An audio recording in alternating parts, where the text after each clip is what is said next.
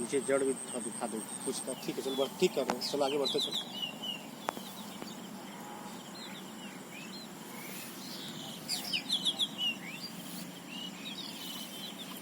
जो मोटा लगता है तो उसका जड़ ले लो।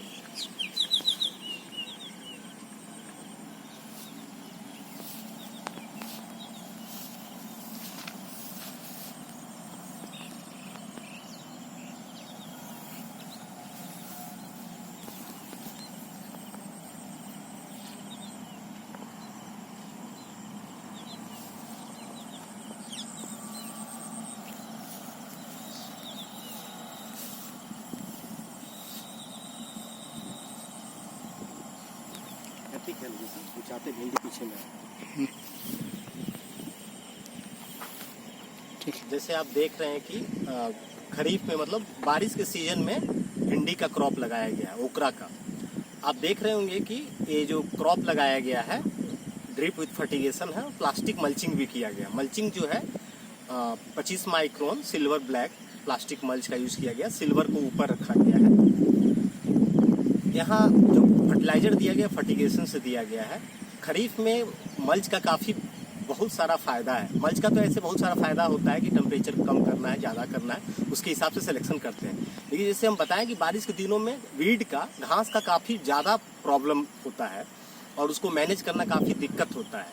तो यहाँ हम जैसे आपने फसल को देखा, हमने मल्च लगाया है सिल्वर ब्लैक, जैसे मैंने बताया 25 माइक्रोन का।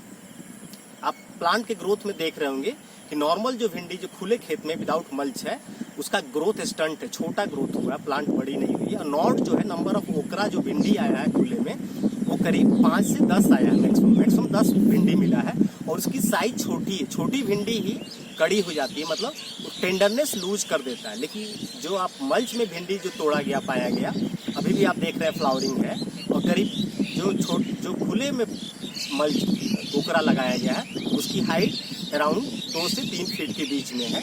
और जो मल्च में लगाया गया है उसका ग्रोथ आप देख रहे होंगे 5 से 7 फीट, 7 फीट से ज़्यादा भी कुछ प्लांट में आपने देखा होगा।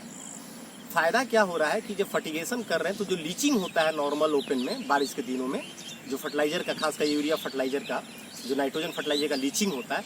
और जो हमने फर्टिगेशन किया है नाइट्रोजन और पोटास को सिर्फ फर्टिगेशन के रूप में दिया है, और जो फास्फोरस है उसको बेसल डोज के रूप में दिया है। तो आपने देखा कि इसमें जो इल्ड पाया गया, पिछले साल पहले भी हमने किया है, इल्ड इसका करीब 18 से 24-25 टन के बीच में आता है जो मल्च के अंदर होता है। और जो खुले में होता है उसका मुश्किल से 8 से 10 टन आता है। सबसे बड़ी बात है कि जो मल्च में जो भिंडी होता है, ओकरा होता है, वो टेंडरनेस लूज नहीं करता। इवन दो वेट उसका खुले में जो भिंडी होती है उसकी तुलना में वेट साइज बड़ा हो जाता है, लेकिन टेंडरनेस लूज नहीं करता है। और यील्ड जैसे हम बताएं कि यील्ड काफ़ी ज़्यादा, 2 टाइम्स से ज़्यादा, अप टू 3 टाइम्स यील्ड इसमें पाया गया है, जो कि नॉर्मली मल्च में रिपोर्टेड नहीं है। 2 टाइम्स तो हम लोगों ने बार बार देख रहे हैं कि 2 टाइम्स मिनिमम आता है। और खरीफ के सीजन में ओकरा में अच्छा दाम मिलता है। सबसे बड़ी बात है कि सेम मल्च को ओकरा हटाने के बाद हम अगली क्रॉप टमाटर लगा सकते हैं। जैसे एक बार बेड तैयार करने के बाद हम बताना ये चाहते हैं कि किसान और हम लोग भी करके देखे हैं, मल्च थोड़ा डैमेज हो जाता है, सिर्फ प्लांट को निकालना है और फिर उसमें टमाटर का पौधा या अगला क्रॉप जो आप जाड़े के दिनों में लेना चाहते हैं, फिर गर्मी के दिनों में जो क्रॉप लेना चाहते हैं उस क्रॉप को एक बार मल्च लगा के हम 3 क्रॉप लेते हैं।